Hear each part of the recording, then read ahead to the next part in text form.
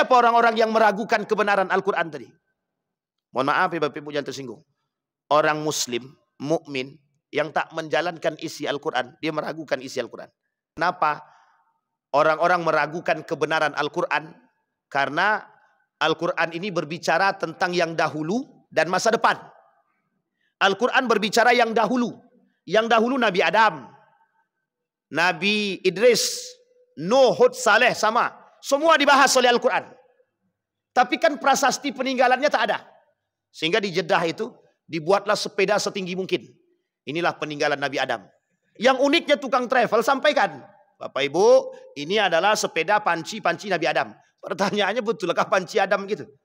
Nah, ini poin penting untuk dipahami. Kadang-kadang ada juga yang berlebihan betul itu. Sampai sepeda yang dibuat itu katanya inilah punya Nabi Adam. Kalau ada travel yang menyampaikan begini berarti tandanya dusta dia itu. Itu mesti dusta itu kalau yang menyampaikan bahwa sepeda itu. Kalau dia ibaratkan orang dahulu sebesar ini, setinggi ini mungkin gitu. Tapi zaman dulu di mana cari besi untuk buat ban sepeda, buat sepeda itu. Sehingga dikatakan bahwa itu adalah ini harus dipahami juga. Baik. Maka mutlak kebenaran datang dari Allah. Dari mana kita tahu kebenaran itu? Al-khabar as-sadiq.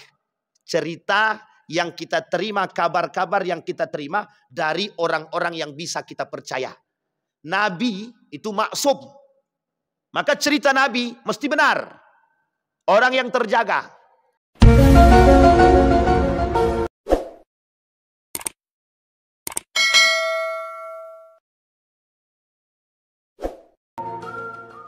A'udzu billahi minasy syaithanir rajim. Bismillahirrahmanirrahim. Assalamualaikum warahmatullahi wabarakatuh.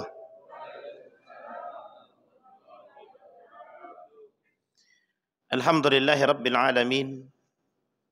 Alhamdulillahilladzi arsala rasulahu bil huda wa dinil haqq liyudhhirahu 'alad dini kullih wa kafa billahi syahida. Ashhadu an la ilaha illallah wahdahu la syarika lah wa ashhadu anna Muhammadan abduhu wa rasuluh la nabiyya ba'd. Allahumma salli wa sallim wa barik ala hadzal nabiyyil karim. Allahumma salli ala Muhammad wa ala ali Muhammad fil alamin innaka Hamidum Majid. Ya ayyuhan nasu ittaqu rabbakumul ladzi khalaqakum min nafsin wahidah wa khalaqa minha zawjaha وبث منهما رجالا كثيرا ونساء واتقوا الله الذي تساءلون به والأرحام إن الله كان عليكم رقيبا وقال الله تعالى يا أيها الذين آمنوا اتقوا الله وقولوا قولا سديدا يصلح لكم أعمالكم ويغفر لكم ذنوبكم ومن يطع الله ورسوله فقد فاز فوزا عظيما. Puji syukur kehadirat Allah dengan mengucapkan alhamdulillahirabbil alamin. Berselawat kepada Nabi dengan mengucapkan Allahumma salli ala Muhammad wa ala ali Muhammad fil alamin innaka Hamidum Majid. Bapak Ibu sekalian yang berbahagia, di subuh hari ini mudah-mudahan Allah limpahkan rahmat serta karunia dan keberkahan. Insyaallah kita semua yang hadir husnul khatimah. Orang tua kita selalu diberikan kekuatan, kesehatan, insyaallah istiqamah dalam kebaikan. Dan untuk orang tua kita yang telah mendahului, Allah tempatkan di tempat terbaik di sisinya. Allah terima amal ibadahnya, Allah kumpulkan bersama orang-orang yang saleh. Amin ya rabbal alamin.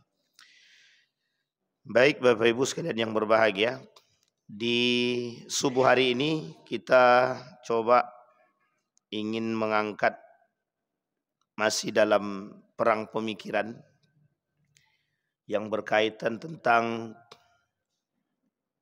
dia sebenarnya ada kaitan relativisme dan sofi. Ada namanya relativisme dan sofi. Tahu atau sofisme. Tahu Bapak Ibu relativisme itu apa? Yang tahu, yang tak tahu tak. Ada namanya teori relatif. Semua serba relatif. Jadi kebenaran itu tidak mutlak tapi relatif. Kita berbicara pada aspek kebenaran. Relatif atau mutlak. Tapi sebelum sampai situ, Menurut Bapak Ibu, kebenaran itu mutlak atau relatif? Nah, itu dia bahasanya. Sebenarnya itu bahasanya. Ada kelompok yang lahir daripada poin ini atau teori ini. Nama kelompoknya sofisme atau relativisme. Apa kelompok relativisme ini? Kelompok yang menolak kebenaran, mengemas kebenaran itu, mengemas kesesatan dengan bahasa yang ilmiah. Ini enaknya bicara begini ini memang itu dia mahasiswa gitu. Tapi kita coba bahasanya lebih sedikit halus gitu, biar bisa diterima. Karena memang ini persoalannya sederhana sebenarnya. Poinnya begini, poinnya. Yang pertama dia gini, point of truth namanya. Yang pertama menolak kebenaran. Yang kedua menyembunyikan kebenaran. Yang ketiga menentang kebenaran. Ini poin kita. Yang terakhir menutupi diri daripada kebenaran. Sampai sini paham Bapak Ibu ya? Jadi 4 poin ini saja kita bahas. Nanti kaitannya dengan iblis. Jadi yang mau berkawan dengan iblis boleh kita tengok nanti. Yang pertama menolak kebenaran, menentang kebenaran. Yang pertama menolak kebenaran, yang kedua menentang kebenaran, yang ketiga menutupi diri dari kebenaran, yang keempat menyembunyikan kebenaran. Nah, nanti kita lihat. Adakah poin tersebut di dalam Al-Quran yang menjadi poin penting hari ini? Baik, pembahasan kita, apa sih kebenaran itu? Di mana datangnya kebenaran? Apakah kebenaran itu bersifat relatif atau mutlak? Gitu. Dan macam-macam kebenaran, mengapa menolak kebenaran sampai akhir.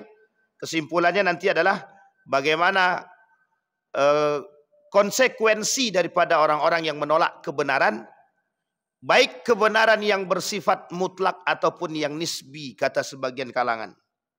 Atau dalam pandangan Islam tidak ada namanya kebenaran nisbi, tapi lebih tepatnya kebenaran mutlak. Begitu. Baik. Al-kibru batarul haq wa ghamtun nas. Sombong adalah menolak kebenaran, kemudian merendahkan manusia. Sombong, menolak kebenaran, kemudian merendahkan manusia. Dari kalimat ini sudah bisa dipahami sebenarnya. Ini hadis yang diriwayatkan oleh Muslim. Dalam kitab Diabolisme Intelektual, karangan Samsuddin Arif. Kata Samsuddin Arif, iblis itu ada 3. Iblis itu dalam bahasa ilmiahnya disebut dengan diabolis. Jadi diabolis ini artinya iblis. Kata Samsuddin Arif, ada 3 ciri-ciri diabolis itu. Nah, ciri-ciri 3 diabolis ini, saya tak katakan di situ 3 ciri-ciri iblis ya. Tapi saya kata 3 ciri-ciri diabolis. Gaya berfikirnya orang-orang yang sama seperti iblis yang Allah sebutkan dalam Al-Quran. Baik, kita masuk dalam poin yang pertama. Apa sih kebenaran itu? Al-haq. Allah sebut dalam Al-Quran, Al-haqqu min rabbik falatakum minal mumtarin. Kebenaran itu datang dari Allah. Jangan jadi orang-orang yang meragukan kebenaran. Saya tak langsung pada contoh ya, tapi ini masih teorinya begitu. Maka nanti akan kita lihat itu. Kata para ulama, ahli-ahli tafsir itu mengatakan, ini poinnya adalah untuk menyatakan kebenaran Allah. Untuk menyatakan kebenaran yang satu. Ketika kita berbicara innad dina indallahil Islam, maka mesti tidak ada agama lain yang bisa kita katakan benar adanya. Sampai sini paham ya Bapak Ibu? Kalau kita katakan mencuri itu adalah kesalahan yang fatal atau betul-betul satu kesalahan, maka tidak ada yang mengatakan mencuri itu baik. Mencaci itu adalah satu kesalahan yang disepakati oleh mayoritas. Maka kalau ada yang mengatakan mencaci itu baik, ini menjadi persoalan. Sampai di sini bisa dipahami. Pakai kerudung itu benar atau salah, akan begitu. Tapi kan menurut ibu betul yang pakai kerudung, yang tak pakai kerudung. Menurut yang tak pakai kerudung bisa jadi benar juga, kata dia. Saya tak pakai kerudung, itu lebih betul juga. Tapi sebenarnya adakah kebenaran yang tersembunyi di balik perkataan mengatakan bahwa jilbab itu tidak benar dan lain sebagainya. Itu yang kemudian mau kita angkat, biar kita tahu. Baik, maka dalam pandangan mayoritas para ulama empat mazhab yang disebutkan dengan kebenaran al-haq itu adalah satu. Dan tidak perlu ada kebenaran mutlak atau kebenaran nisbi. Mutlak. Tidak ada kebenaran mutlak, tidak ada kebenaran nisbi. Maksudnya apa? Benar itu ya satu. Tidak ada lagi cabang-cabang kebenaran itu. Benar ya sudah. Maka kalaupun benar ya sudah benar. Tak ada yang lain. Kalau sudah mengatakan benar Allah itu satu-satu saja, maka tak ada bahasa yang lain. Cuma bahasa Allah yang satu ini bisa dikemas. Allah itu the one. Untuk mengemas bahasa the one ini menggunakan bahasa yang lain. Jadi menunjukkan kebenaran Allah, bahwa Allah itu esa dan satu.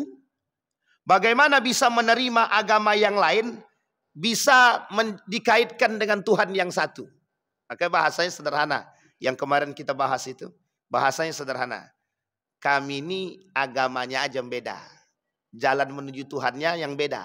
Tuhannya satu kok. Nah, itu bahasanya tuh. Cuman kemasannya yang bagus gitu. Kalau istilah produk itu apa namanya? Good packaging. Nah, itu bahasa gaul. Agak gaul sedikit lah. Jadi cara membalutnya itu, cara membungkusnya itu bagus gitu.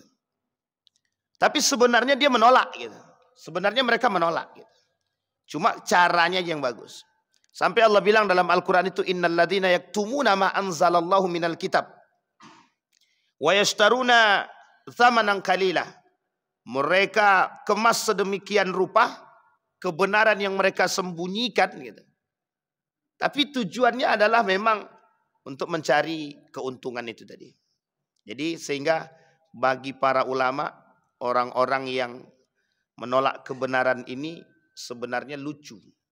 Dia menggunakan akal menolak agama, menolak kebenaran. Tapi sesungguhnya batin dia menolak dari apa yang dia lakukan. Akal dia mencoba menolak kebenaran. Hati dia mencoba menolak diri dia. Sampai sini paham ya? Orang menolak kebenaran. Kita ambil contoh begini bahasa. Sederhananya gini. Orang secara pikiran dia menolak bahwa korupsi itu fatal. Tapi batin dia menolak perbuatan dia. Jadi antara mau korupsi dan tidak korupsi misalnya. Anggaplah dia ini korupsi. Dengan alasan dia korupsi, anak belum makan, rumah belum bayar, cicilan belum bisa dibayar. Sehingga dengan alasan sedemikian rupa, dia menuntut orang untuk membolehkan korupsi tersebut. Jadi tuntutannya begitu. Jadi membalut bahasa yang salah, bagaimana caranya biar bisa betul. Sehingga seolah-olah kemiskinan, seolah-olah hajat yang tinggi, itu bisa membenarkan sesuatu yang salah.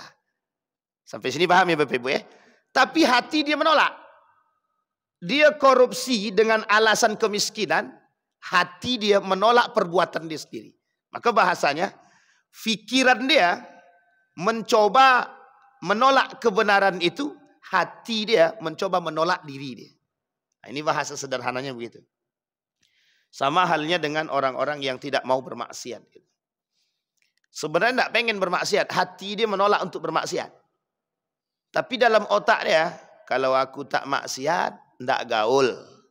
Kalau aku tidak punya pacar, aku tidak gaul. Kalau tidak gaul, nanti tidak dapat kawan. Jadi alasan berpacaran itu hanya karena tidak dapat kawan. Bukan hanya karena kebenaran gitu. Jadi membenarkan yang salah, pada akhirnya kesalahan tersebut menjadi sebuah pembenaran gitu. Dengan alasan-alasan lain. Nah ini yang kemudian kata para ulama, tidak ada. Kebenaran itu mutlak satu. Oleh kata para ulama, kebenaran itu mutlak satu. Yang menjadi persoalan di dalam Al-Quran, 4 poin tadi. Orang yang menolak kebenaran, orang yang kemudian menyembunyikan kebenaran, dan lain sebagainya. Baik, dari mana datangnya kebenaran? Datangnya kebenaran ada 2. Yang secara mutlak al-haqqu min rabbik fala takum minal mumtarin tadi. Satu, datang kebenaran itu datang dari Allah. Yang kedua, bisa kebenaran itu datang ditinjau dari ilmu dan iman. Kalau cuma dari ilmu saja, itu tergantung pada akhlak pribadi manusia. Kita ambil contoh. Orang berilmu, kalau tidak disandarkan pada akhlak dia dan iman dia, mesti tidak jujur. Orang berilmu, kalau tidak disandarkan kepada akhlak dan iman, mesti tak jujur. Kita ambil contoh yang paling sederhana. Abu Jahal, Abu Lahab. Itu yang menutupi kebenaran. Pertanyaannya, Abu Jahal, Abu Lahab ini menentang kebenaran, menolak kebenaran, atau menyembunyikan kebenaran, atau menutupi diri daripada kebenaran? Keempat-empatnya. Pertanyaannya, jahiliyahkah Abu Jahal ketika itu? Tidak. Abu Jahal tidak sebodoh yang kita bayangkan. Kalau bodoh, dia tak mungkin jadi pemimpin dia. Itu bahasa logikanya gitu. Sehingga bahasanya sederhana pembalutan itu, Pak. Dibalut, dibungkus dengan sebaik mungkin. Bukan tak tahu Abu Jahal kebenaran itu. Tahu betul. Abu Lahab tahu betul kebenaran Nabi itu. Kita ambil contoh yang lain. Tulaiha. Tulaiha itu sangat mengetahui kebenaran ajaran baginda Nabi Muhammad SAW. Tapi mengapa pasca Nabi meninggal dia ngaku jadi Nabi? Kan sederhana. Sama dengan seperti Mirza Ghulam Ahmad, India. Apakah Mirza Ghulam Ahmad ini tahu kebenaran? Tahu. Tapi mengapa dia bisa berubah menjadi nabi? Nah, ini poin penting yang harus Bapak Ibu pelajari. Ada kadang-kadang kesombongan dan keangkuhan yang menyebabkan itu. Sehingga menolak kebenaran itu dikaitkan dengan orang-orang yang sombong. Kita ambil contoh. 16 karakter yang pernah kita bahas, Fir'aun itu. Satu di antara 16 tersebut menolak kebenaran. Bahkan cara dia menolak kebenaran, dia buat isu tipu daya terhadap Musa dan Harun. Apa kata dia?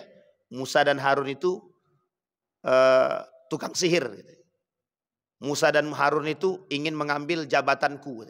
Sehingga dia buat nih, bahasa ini dia sebarkan kepada masyarakat hanya karena ingin menutupi kebenaran yang dibawa oleh Musa dan Harun. Ada enggak orang-orang begitu sekarang? Ini mengkaitkan. Baik. Yang ketiga, apakah kebenaran itu bersifat mutlak ataukah kebenaran itu relatif? Kita lihat. Soal kebenaran, benarkah relatif atau mutlak?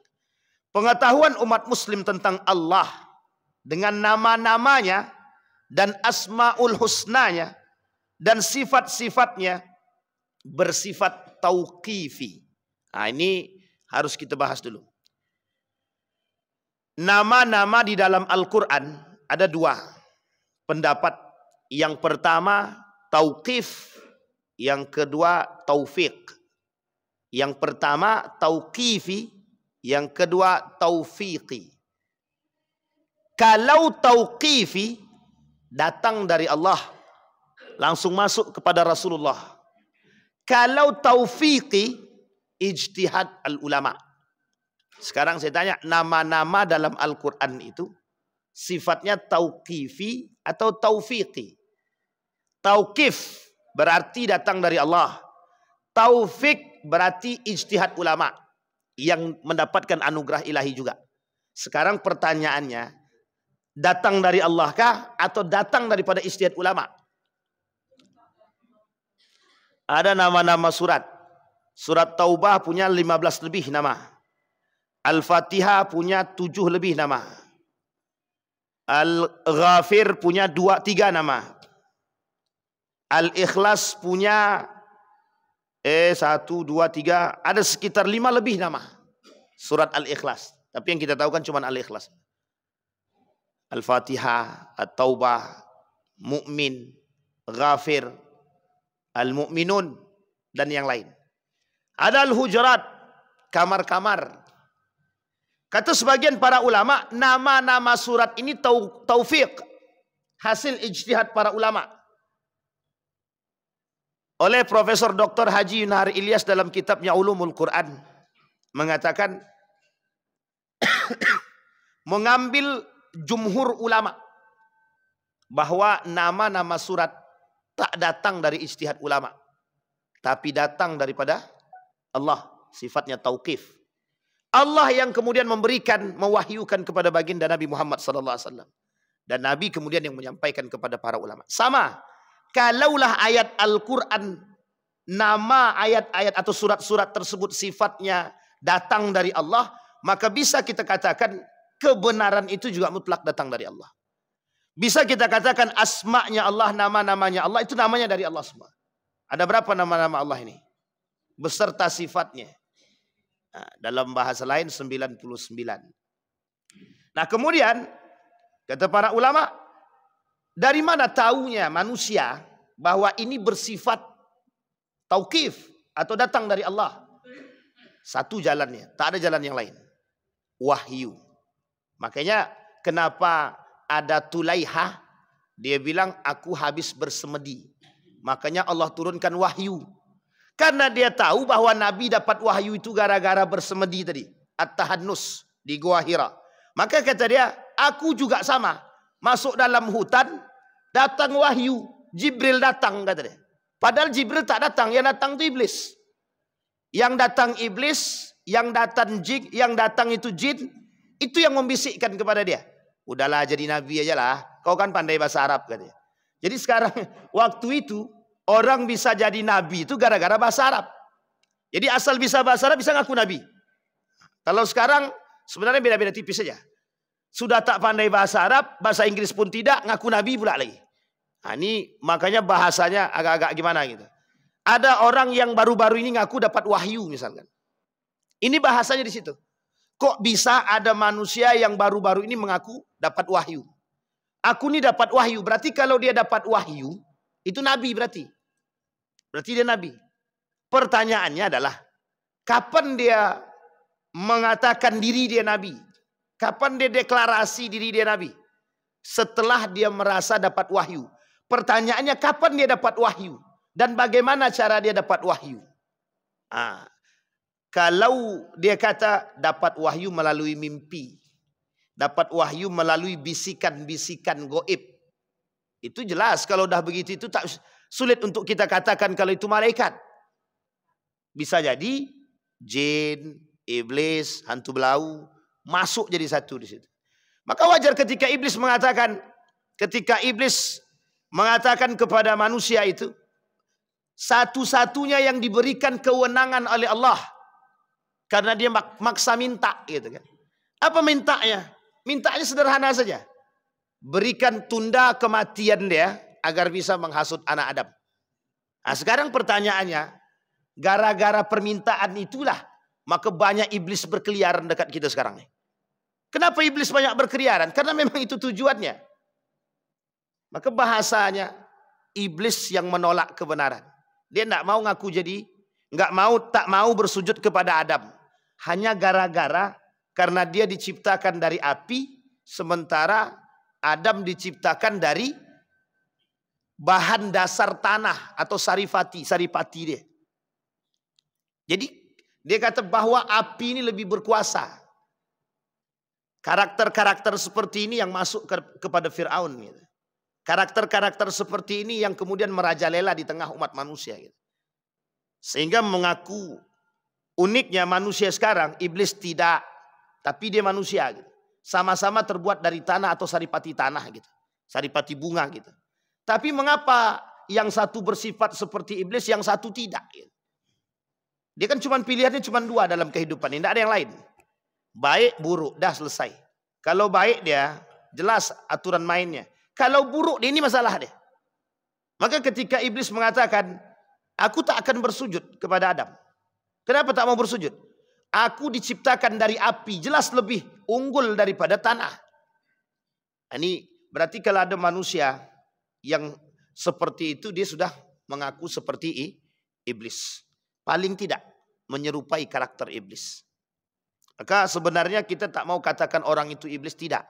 Cuman karakter dia menyerupai iblis. Dia yang suka menolak kebenaran. Orang-orang yang suka memanipulasi kebenaran. Ya itu iblis-iblis terbaru itu gitu. Kata guru saya namanya iblis modern gitu. Iblis modern sekarang canggih dia. Kalau dulu iblis tak pernah main HP kata dia. Kalau sekarang iblis itu lebih daripada HP bisa main. Gitu. Kenapa dia berani katakan iblis modern? Karena memang sekarang ini memang kondisi dia begitu gitu. Zaman dia begitu. Baik. Maka kembali kepada poin tadi. Kebenaran itu adalah mutlak, apakah nisbi, relatif atau mutlak. Kemudian dikatakan bahwa tidak ada namanya kebenaran yang mutlak ataupun nisbi. Tapi sebagian para ulama mengatakan bahwa kebenaran itu ada 3. Kebenaran mutlak daripada Allah. Kebenaran datang daripada mujtahid. Dan yang ketiga, kebenaran yang bersifat pada hal muamalah. Ini yang kemudian dibedakan oleh para ulama.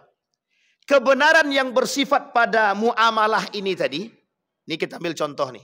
Yang pertama, kebenaran mutlak datang dari Allah. Ini tidak bisa kita ganggu gugat. Tidak bisa kita ganggu gugat. Kebenaran datang dari Allah. Contohnya Al-Quran. Al-Quran itu mutlak semua isi dia benar. Tapi pernahkah para ulama memperdebatkan kebenaran cerita dalam Al-Quran? Pernah. Baca dalam cerita dalam kitabnya Al-Qasas. Cerita-cerita dalam Al-Quran. Itu diperdebatkan para ulama. Ada yang mengatakan bahwa cerita, kita ambil contoh Rashid Ridho misalkan. Rashid Ridho bilang begini dalam pembahasan dia tentang ulumul Quran itu. Cerita-cerita dalam Al-Quran itu, ini hanya bagaimana cara kita mengemas atau mengambil faidah yang besar. Persoalan benar atau tidak benarnya cerita dalam Al-Quran, itu tergantung cara pandang dengan keilmuan. Nah, coba bayangkan. Ini kalau yang ngomong Rashid Ridho dan Profesor, saya yakin goyang semua kita. Tapi karena yang ngomong itu orang-orang yang berpangkat, orang-orang yang mohon maaf, bertitel gitu. Sehingga bisa membuat orang-orang goyang. Pertanyaannya benar enggak cerita dalam Al-Quran itu benar atau bukan persoalan salah dan betul. Persoalannya bagaimana cara kita mengambil hikmah di balik cerita dalam Al-Quran. Contoh, cerita Zulkarnain. Cerita Ya'jud wa Ma'jud, Ashabul Kahfi. Ashabul Ukhdud. Misal, cerita dalam Al-Quran. Pernahkah kita tahu tentang cerita Ashabul Ukhdud? Sampaikah kita pada saat itu? Kata para orang-orang ilmuwan hari ini, itu sebenarnya hanya bagaimana cara mengambil hikmah. Jadi caranya, kita dikemas bahasa itu sedemikian rupa, sehingga kita nih menutupi kebenaran mutlak Al-Quran, hanya karena bahasa saja. Maka Bapak Ibu sekalian yang berbahagia, jangan sampai goyang ya. Jadi masalah cerita dalam Al-Quran betul apa salah? Nah, itu tergantung. Tergantung kalau ada yang melakukan penelitian ilmiah, benar. Kalau tidak ilmiah berarti ya hanya kita ambil hikmahnya saja. Sehingga kata mereka Muhammad itu fiktif. Kenapa Nabi Muhammad itu fiktif? Kata mereka satu, hanya orang-orang yang bodohlah mau mengambil ilmu dari orang-orang yang buta. Coba bayangkan. Ini kata mereka nih. Hanya orang-orang yang bodoh mau mengambil ilmu dari orang-orang yang buta. Dianggap karena bahasanya begitu. Nabi ummi, buta. Lo kok mau? Nah, itu bahasanya. Kok mau mengambil ilmu dari orang yang buta? Nah, ini yang dimaksud oleh mereka. Nabi tidak bisa baca. Lah kok bisa ngambil ilmu dari orang yang tak bisa baca? Ini bahasanya mereka. Jadi kata mereka ini sebenarnya tokoh fiktif. Arti tokoh fiktif di sini caranya mengambil hikmah dari atau dibalik karakter-karakter Muhammad itu sendiri. Tapi kan dalam sejarah tak begitu. Kalau memang ini fiktif, mengapa banyak yang mengkaji tentang Muhammad? Termasuk salah satunya Karen Armstrong. Karen Armstrong itu Albert Einstein pernah menulis satu buku judulnya Muhammad. Itu Karen Armstrong pernah menulis judulnya Muhammad. Apa tujuan dia menulis itu? Membenarkan risalah yang dibawa oleh Muhammad dan membenarkan kenabian Muhammad. Coba bayangkan. Albert Einstein membenarkan kenabian Muhammad. Karen Armstrong terkenal seorang ilmuwan membenarkan siapa Muhammad. Pertanyaannya, umat muslim meragukan Muhammad. Umat muslim yang meragukan Muhammad. meragukan kenabian dia, meragukan kebenaran agama yang dibawa, meragukan kitab suci yang dibawa. Nanti bisa kita lihat. Siapa orang-orang yang meragukan kebenaran Al-Quran tadi? Mohon maaf ya Bapak Ibu yang tersinggung. Orang muslim, mukmin yang tak menjalankan isi Al-Quran, dia meragukan isi Al-Quran. Nah, nanti ada masuk dan poin di situ. Orang mukmin mengerti Al-Quran, tapi tak menjalankan isi Al-Quran, berarti bahasanya sedang meragukan nilai-nilai Al-Quran. Pertanyaannya, kita masuk enggak? Nah, itu yang bisa jawab masing-masing pribadi. Kenapa kita katakan yang bisa jawab masing-masing pribadi? Karena persoalan Al-Quran ini, itu persoalan sederhana tapi rumit. Banyak yang tak jujur. Aku ini iman dengan Al-Quran. Tapi riba jalan juga. Sementara riba kata haram. Al-Quran kata riba haram. Allah kata riba haram. Tapi main juga. Al-Quran kata tak boleh melakukan kezaliman. Tapi zalim juga. Al-Quran kata tutup aurat. Tapi buka juga. Al-Quran kata tak boleh melawan kepada orang tua. Tapi lawan juga. Pertanyaannya, di mana letak kebenaran isi Al-Quran itu bagi orang beriman? Maka ada hikmah, ada namanya perkataan hikmah itu. Al-Quran itu harus ditaruh di sini, gitu, di dalam hati. Sehingga ini menjadi satu konsep. Sekarang di Eropa ini ada konsep lagi tenar, lagi familiar. Namanya living of the Quran. Hidup dengan Al-Quran. Bagaimana bisa hidup dengan Al-Quran? Artinya bagaimana menanam nilai-nilai Al-Quran ke dalam hati ini, dalam diri ini. Mereka tak perlu muslim tapi bisa menanamkan nilai Al-Quran. Sehingga dengan tertanamnya Al-Quran tadi mereka bisa menjadi muslim. Maka konsepnya Eropa, teliti dulu Al-Quran masuk Islam. Konsepnya kita, masuk Islam dulu baru ragu. Kita menghafal Quran, mempelajari Al-Quran, tapi ragu dengan isi Al-Quran. Mereka tidak Islam, tak punya kitab Al-Quran, mempelajari Al-Quran, jadi masuk ke dalam Al-Quran. Sampai di sini paham ya Pak Ibu? Mereka mempelajari Al-Quran, melakukan kajian keilmiahan. Tadabur dia dengan Al-Quran, masuk Islam dia. Kita, Islam sudah, belajar Al-Quran sudah, memahami Al-Quran sudah, kajian-kajian Al-Quran sudah, tapi masih ragu dengan isi Al-Quran. Sehingga pertanyaannya adalah, mengapa kita tidak bisa menerapkan dalam kehidupan kita konsep Al-Quran? Itu pertanyaan besar.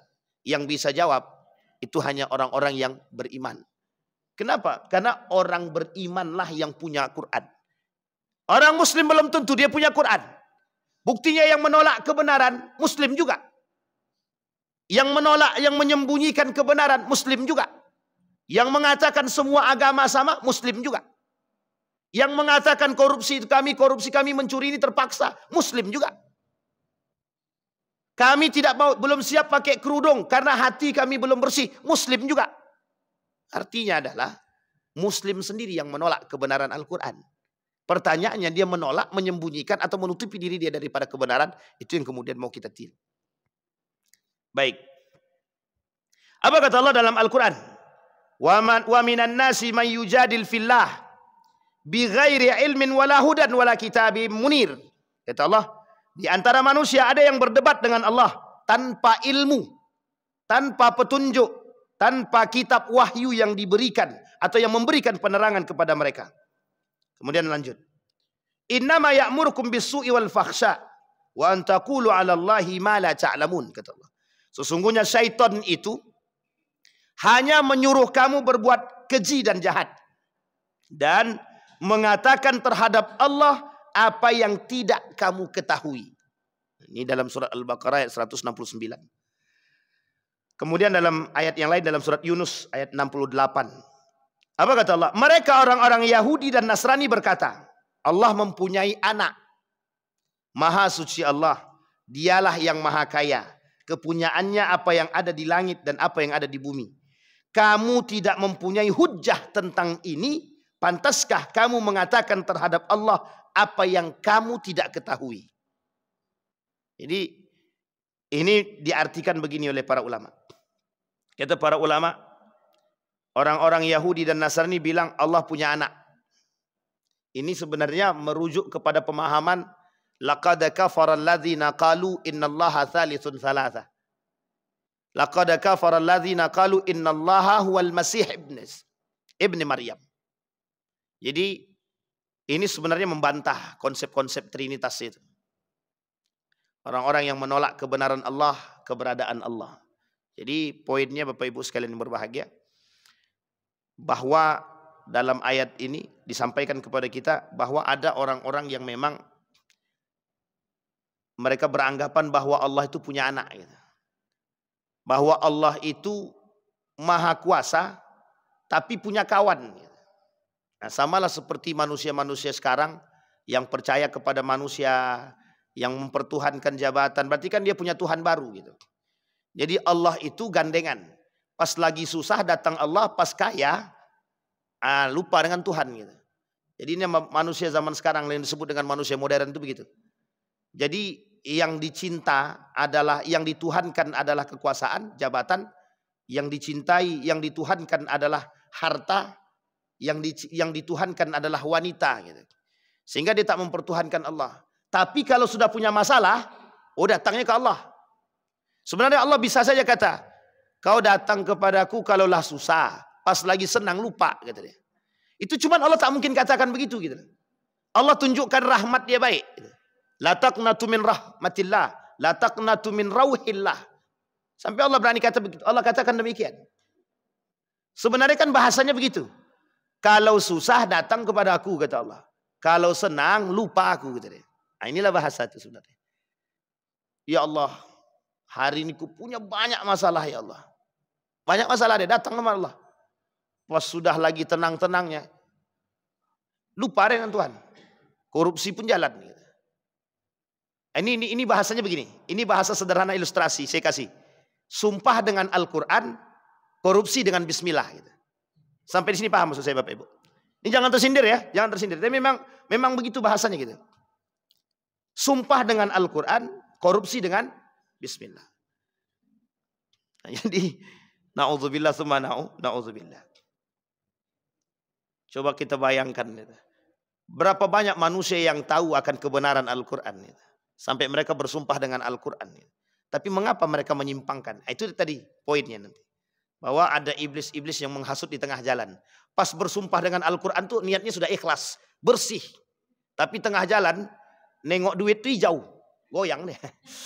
Apa tuh? Goyangnya kan? Nah, ini masalah. Baik.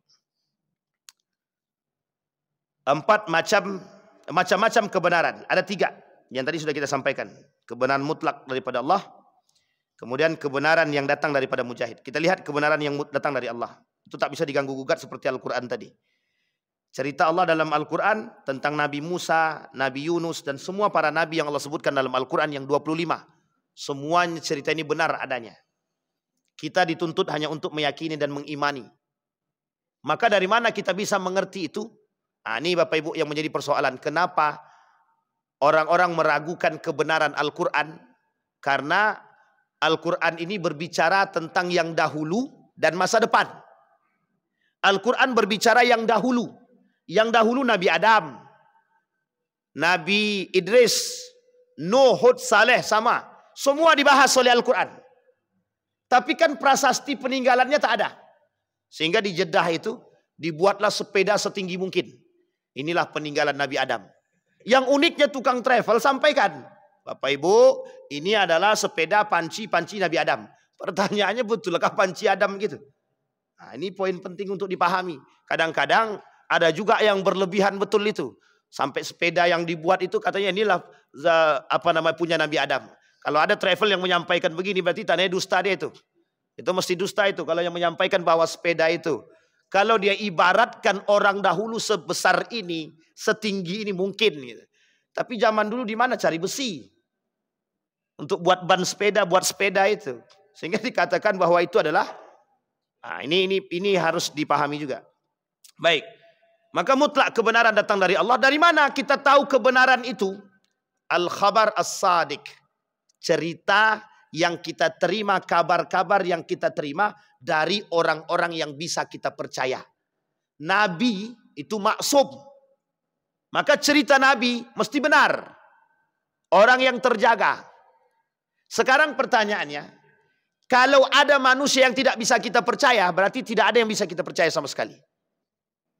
Kita ambil contoh misal, Bang Didik ini pendusta. Maka sampai kapanpun kita tak akan percaya perkataan dia.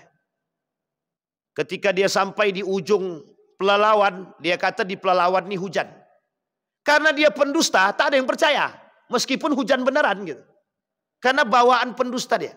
Maka yang bisa memberikan kabar berita yang bagus, yang baik, yang bisa dipercaya itu hanya orang-orang yang punya budi pekerti yang baik. Sebelum Islam datang, kata Allah dalam Al-Quran, kami tidak akan mengazab orang-orang yang belum datang kepada mereka Al-Quran, yang belum datang kepada mereka Islam. Sampai ini diperdebatkan ini. Siapakah bapak Nabi, ibu Nabi masuk neraka? Kata para ulama, kata Habib Rizik itu, karena dia tak mendengarkan Islam. Allah kata kami tidak akan mengazab orang-orang yang belum sampai kepada mereka risalah. Gitu. Pertanyaannya adalah, bagaimana risalah itu bisa sampai? Kan gitu. Bagaimana kita bisa menerima risalah tersebut? Otomatis risalah kebenaran itu akan dibawa oleh orang-orang yang benar. Kalau dibawa oleh orang-orang pendusta, bagaimana bisa kita percaya? Maka Nabi Muhammad itu disepakati semua orang-orang Quraisy. Semua orang Quraisy tidak ada satupun yang meragukan akhlaknya Muhammad. Tidak ada. Sampai Islam sampai di tangan Muhammad, itu mereka tidak meragukan akhlaknya Muhammad, tidak. Yang mereka ragukan agamanya saja.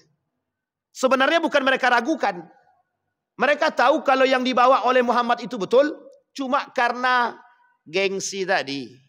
Nah, nanti kalian lihat, ada penyebab penolakan kebenaran itu apa? Karena gengsi tadi, tak mau dia terima. Nah, dia tidak mau menerima kebenaran hanya karena hanya gara-gara gengsi aja. Nah, manusia sekarang tuh begitu sebenarnya. Kenapa dia tidak mau berhenti korupsi? Gengsi. Jadi kalau tidak korupsi itu tidak wow gitu. Jadi korupsi itu menjadi satu hal gaya hidup. Jadi kalau tidak mau berhenti, sama dengan orang-orang yang pacaran gitu. Tren pacaran itu kan baru-baru abad keberapa itu? 20. Itu tren pacaran itu. Kenapa kita katakan tren pacaran? Karena ada bahasa di kalangan anak muda itu, kau udah punya pacar? Belum lagi, tidak laku. Ini bahasa ini yang menjadi masalah gitu.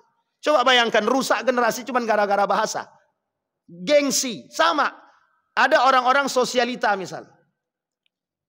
Sudah tahu miskin tak punya duit, tapi belagak kayak orang kaya gitu. Itu sebenarnya sama. Kenapa dia begitu? Gengsi, gaya hidup. Pernah saya ceritakan di sini, ada salah satu daerah itu, setiap lebaran itu berbondong-bondong datang ke toko emas. Mau ngapain coba? Sewa emas. Sewa emas itu cuman ngapain coba? Cuman ingin tampil ketika lebaran pakai emas. Rupanya dibocorkan sama tukang emas. Sewa aja bu, kok gaya banget katanya. Padahal cuma nyewa gitu. Tapi kok gengsi kali gitu. Kok gaya banget gitu. Sampai sini paham ya Bapak Ibu. Ini yang kita maksud. Jadi menolak kebenaran hanya karena gengsi. Ada orang-orang yang menolak kebenaran hanya karena gengsi. Maka mutlak kebenaran itu datang dari Allah. Siapa yang membawa risalah? Orang-orang yang diberikan kelebihan. Disepakati Pak. 1001 manusia paling berpengaruh di dunia. Nomor 1 Nabi Muhammad, Michael Hart. 1001 Muslim paling berpengaruh di dunia. Nomor 1 Nabi Muhammad. Artinya dunia sudah mengakui. Satu, mengakui akhlaknya Nabi Muhammad. Yang kedua, mengakui kecerdasan Nabi Muhammad. Nah, jadi siapa yang nolak lagi? Kalau ada yang menolak lagi, berarti dia menolak keilmiahan, kan begitu. Kalau ada yang menolak Nabi Muhammad ini cerdas, kalau ada yang menolak bahwa Nabi Muhammad ini adalah orang yang baik, berarti dia telah menolak hasil riset semua orang. Termasuk Albert Einstein, termasuk Karen Armstrong. Nah, di sini kadang cuma gara-gara gaya berpikir gengsi tadi, nah, pokoknya tolak aja lah. Muhammad ini fiktif lah. Kalau orang-orang sekarang bahasanya begini, demi ingin mencari viralitas, gitu, maka bisalah disebut Muhammad itu pendusta. Buatlah video begitu. Bapak Ibu buat Al-Quran ini bohong. Al-Quran ini pornografi. Muhammad ini pendusta. Muhammad ini tukang buat. Buatlah video begitu. Itu bentar lagi viral itu Pak. Karena bahasa Nabi begitu dalam hadisnya. Buli Zamzam fatu'raf, kata dia. Kencingkan sumur Zamzam tuh, ente kencingkan sumur Zamzam mesti terkenal, kata dia. Karena begitu bahasa Nabi. Nah, sekarang penyakit yang terjadi sekarang kan itu. Pengen menjadi manusia yang viral, ngaku Nabi. Pengen jadi manusia yang viral, ngaku dapat wahyu. Pengen jadi manusia viral, sampai bisa berkomunikasi dengan HP, dengan Tuhan, gitu. Tapi memang betul, Allah jawab spontan, langsung viral. Cuman masalahnya viralnya sehat atau tak sehat, itu ya masalah. Sampai sini paham ya Bapak Ibu? Jadi, nah sekarang pertanyaannya, mengapa kok kebenaran itu begitu sirna bagi mereka? Karena itu tadi, ada penyakit-penyakit yang menjadi masalah dalam diri. Yang kedua, sifat kebenaran itu sifatnya mujtahid, ijtihadi. Kebenaran ijtihad ini kebenaran satu. Sehingga begini, dalam perspektif mazhab kita ambil contoh. Dalam mazhab Imam Syafi'i mengatakan bahwa sholat itu orang yang tinggal sholatnya boleh dikodok. Tapi dalam mazhab-mazhab yang lain tidak boleh kodok. Apalagi kata mazhab Imam Ahmad bin Hambal, kok tidak ada kodok dalam sholat. Apalagi orang-orang yang sholatnya sengaja tertinggal. Sekarang pertanyaannya, yang benar yang mana? Syafi'i kah?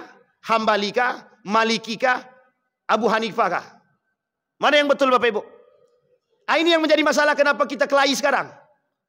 Karena kelahi persoalan mazhab. Karena menganggap paling benar sendiri. Itu dia masalahnya. Yang Syafi'i menganggap diri dia paling betul. Yang Hambali menganggap diri pada paling betul. Sebenarnya bukan Hambalinya, pengikutnya. Maka oleh para ulama, ada orang yang mengikut at-taqlidu bil hawa wa taqlidu bil ilmi. Ada orang yang mengikuti dengan ilmu, ada orang yang mengikuti dengan hawa nafsu.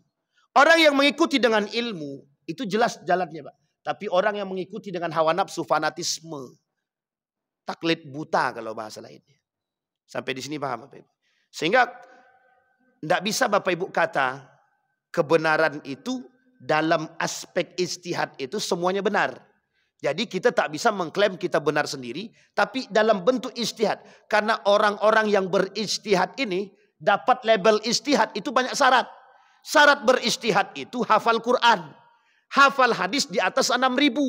Pertanyaannya kalau tidak hafal di bawah itu tidak bisa mendapatkan derajat ijtihad atau mujtahid. Sampai di sini. Tidak boleh bohong, tidak boleh dusta, tidak boleh selingkuh, tidak boleh, pokoknya tak boleh bermaksiat. Pertanyaannya, sekarang ada yang begitu? Tidak ada sekarang. Sulit sangat mencari, kalau dari sekian ratusan ribu manusia mungkin satu. Tapi sekarang sulit. Makanya para ulama sekarang, kami tidak berijtihad. Kami mengikuti hasil daripada ijtihad. Kita nih, ini pada poin ketiga, kebenaran pada poin ketiga. Pada poin ketiga, kebenaran macam ketiga tadi adalah kita yang mengikuti kebenaran yang kita terima daripada mufti-mufti kita. Misal, kata kita bahwa kami sholat tarawihnya 4-4-3. Yang satu 2-2-2-2-1 misal. Ya kan semuanya sudah ada ijtihadnya. Hadisnya ada, dalilnya ada. Pertanyaannya apa susah kita terima? Yang menjadi masalah, yang 2-2 lebih sunnah daripada yang 4-4. Ini masalah nih. Masalahnya di situ. Karena dia telah mengklaim bahwa diri dia paling betul dan surga hanya untuk dia gitu aja. Tapi Ustadz, itu kan persoalannya adalah persoalan benar salah, bukan ijtihad. Karena sholat tarawih pun ijtihad. Gitu. Sampai di sini paham ya Bapak Ibu ya. Nah, jadi cara berpikir kita sekarang yang harus kita kemukakan itu cara berpikir. Kemudian kebenaran bisakah diraih? Bisa. Kebenaran itu dapat diraih. Tapi kebenaran bisa juga tidak bisa diraih. Baik. Di dalam Al-Quran Allah menjelaskan bahwa kebenaran al-haq turun datang dari Allah. Maka tidak dibenarkan seorang muslim untuk ragu-ragu menerima kebenaran tersebut. Dalam surat Al-Baqarah. Baik. Mengapa iblis ditetapkan sebagai makhluk terkutuk? Ini dia. Ini dah poinnya ke iblis ini agak sensitif nih. Asal iblis saja sensitif nih. Baik. Sekarang kita coba lihat. Mengapa iblis dikatakan atau ditetapkan sebagai makhluk terkutuk? Qala ma mana'aka alla tasjud idh amartuk, kata Allah. Qala ana khairun minhu khalaqtani min nar wa khalaqtahu min tin. Ini disampaikan oleh Allah dalam surat Al-A'raf ayat 12. Surat ke-7. Apa yang membuat menghalangimu untuk bersujud kepada Nabi Adam? Di waktu aku menyuruhmu. Kata iblis, aku diciptakan dari api, dia diciptakan dari tanah. Lebih mulia api, lebih besar api daripada tanah. Makanya sampai kapanpun memang karakter iblis ini masih selalu ada. Baik. Kata Allah dalam Al-Quran, tidak ada yang mau sujud kecuali iblis. Illa iblis aba ayyakuna ma'as sajidin, kata Allah. Iblis itu sangat enggan untuk bersujud. Karena memang itu bukan karakternya iblis. Bukan karakternya dia untuk bersujud. Karena dia merasa diri dia lebih tadi. Wa idh qulna lil malaikati isjudu li adama fasajadu. Kalimat selanjutnya illa iblis aba wastakbar wa kana minal kafirin. Wa idh qulna lil malaikati isjudu li adama fasajadu illa iblis aba. Tidak mau dia. Baik. Dalil menganggap diri dia hebat dan paling parah adalah menentang perintah Tuhan. Fasajadal malaikatu kulluhum ajma'un. Semua malaikat semua tunduk kecuali iblis. Qala ya iblis ma mana'aka la tasjud. Kata Allah, kenapa engkau tak mau bersujud? Lima khalaqtu biyadi istakbarta am kunta minal alid. Apa kata Allah? Iblis, kenapa ente tak sujud? Ente sombong. Setelah aku ciptakan kalian engkau jadi sombong? Atau memang engkau menjadi orang-orang yang selalu mengangkat dirimu tinggi? Satu di antara karakter daripada Fir'aun kemarin. Nomor yang terakhir 16. Apa kata Fir'aun? Yang Allah abadikan dalam Al-Quran. Ana rabbukumul a'la. Dia kata ana rabbukumul a'la. Ketika anak Masitoh mengatakan, Allahu rabbi wa rabbukum. Allah itu Tuhanku, Tuhanmu juga. Kata Fir'aun, salah. Ana rabbukumul a'la. Akulah Tuhan yang paling tinggi itu. Nah, jadi kalau ada yang melakukan begitu itu berarti beda-beda tipis lah. Ciri diabolis, ciri orang-orang yang berkarakter seperti iblis. Pertama, kata Syamsuddin Arif dalam kitabnya Diabolisme, selalu membangkang dan membantah meskipun ia kenal, tahu dan paham, namun tidak akan pernah mau menerima kebenaran, seperti ingkarnya Fir'aun. Nah, sekarang sudah kita bahas tuh Fir'aun, dan itu sudah kita tahu karakternya ada 16. Dan sekarang tinggal Bapak Ibu lihat aja mana yang berkarakter seperti Fir'aun, Qarun dan Haman. Nah, itu kalau bisa yang seperti itu sampaikan. Pak ya, dulu Qarun juga begini gitu. Cuman sayangnya Qarun lebih kuat dari Bapak gitu. Nah, jadi biar dia malu juga sekali kadang-kadang. Sama sebenarnya orang-orang yang, mohon maaf ya, jadi perlu pentingnya kita bertadabbur dengan Al-Quran itu gitu. Biar kita ini sadar bahwa kita ini rendahnya serendah-rendahnya. Kata bahasa para ulama itu begini, apa yang mau kau sombongkan? Cuman secercair mani gitu deh. Itu pun, ini kalau dalam bahasa fikih, dia ada dua itu. Ada mani, ada mazi. Mana yang paling hina di antara dua ini? Mani. Lebih hina daripada mazi.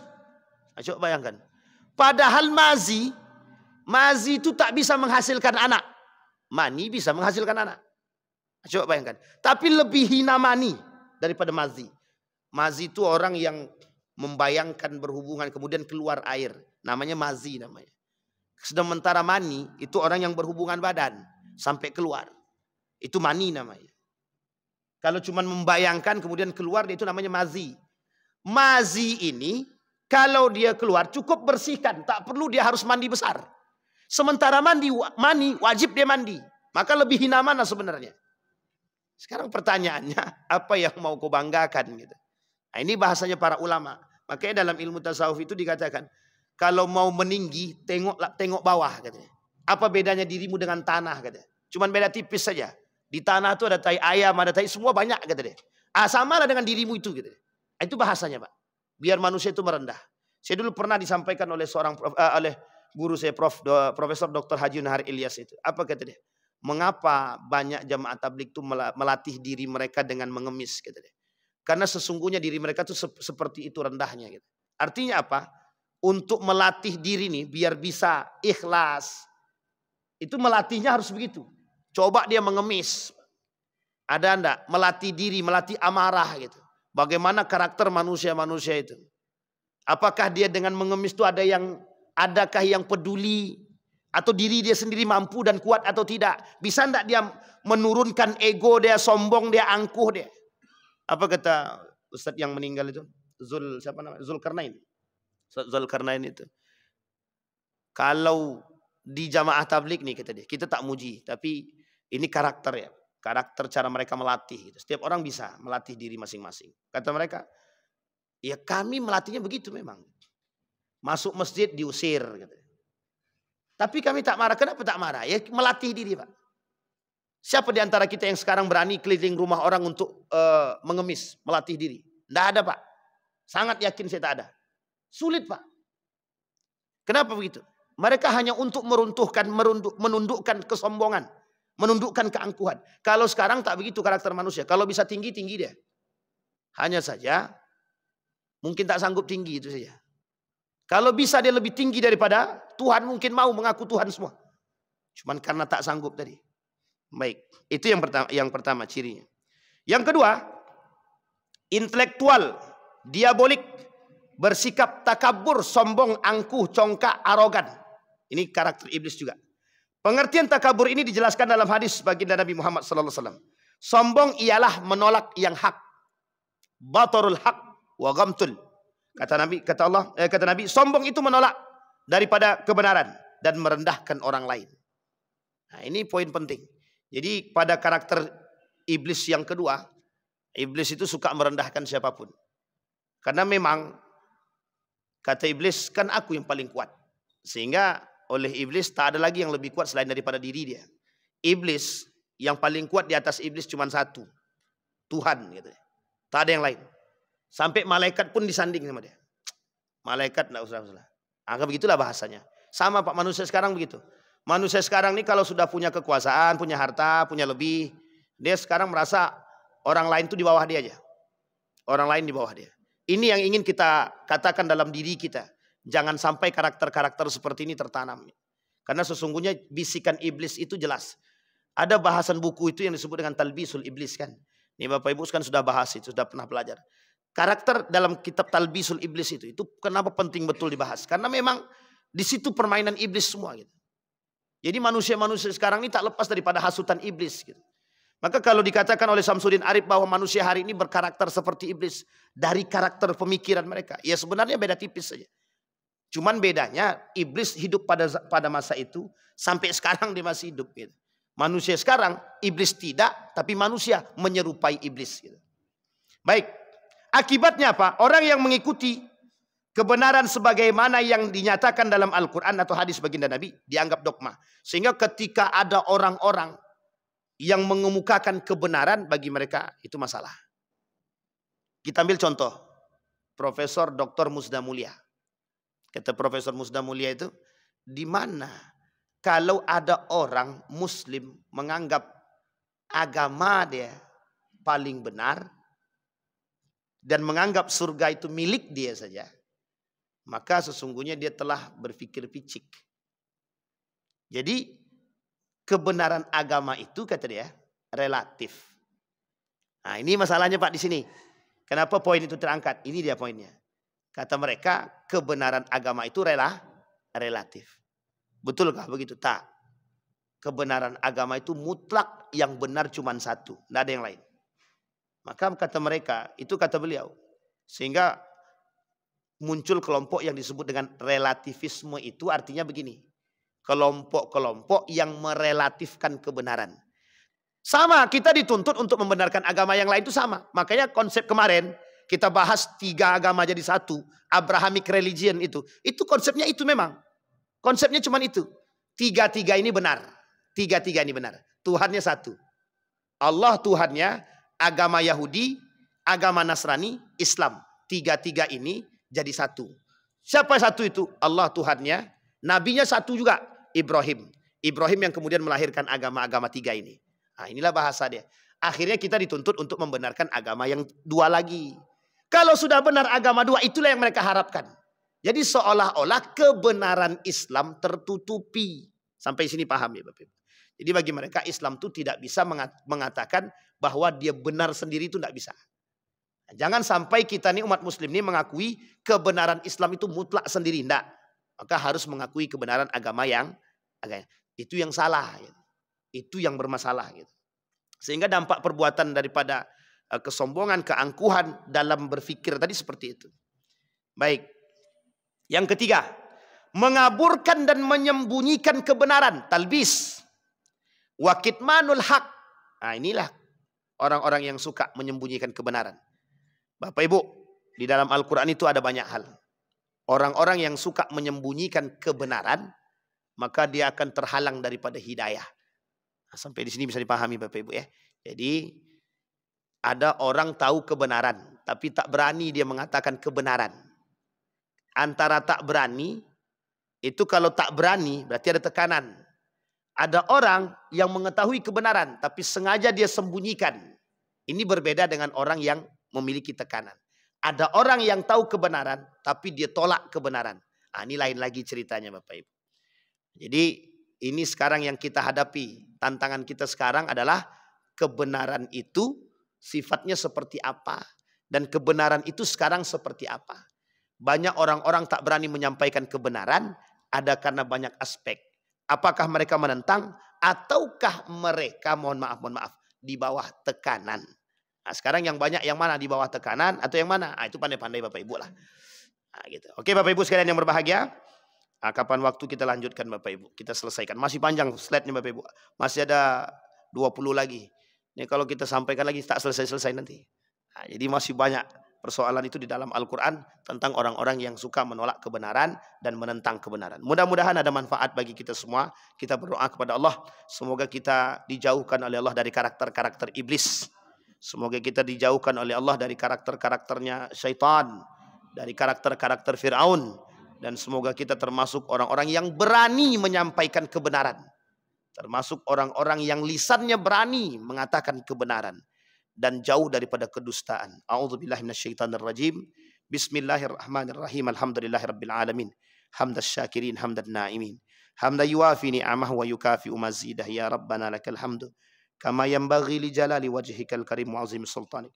Allahumma salli ala Muhammad wa ala ali Muhammad fil alamin innaka Hamidum Majid. Allahumma faqihna fid din wa 'allimna ta'wil. Allahumma ighfir lana dhunubana wa dhunuba walidina warhamhuma kama rabbayana shighara. اللهم اغفر لهم وارحمهم وعافيهم واعف عنهم وأكرم نزولهم ووسع مدخلهم واجعل الجنة مثواهم يا رب العالمين. اللهم انفعنا بما علمتنا وارزقنا علوما تنفعنا في الدين والدنيا والآخرة. اللهم اختمنا بالصالحين. ربنا هب لنا من الصالحين. اللهم اجعل القرآن العظيم ربيع قلوبنا ونور صدورنا وجلاء أحزاننا وذهاب همومنا وغمومنا. ربنا آتنا في الدنيا حسنة وفي الآخرة حسنة وقنا عذاب النار والحمد لله رب العالمين. السلام عليكم ورحمة الله وبركاته.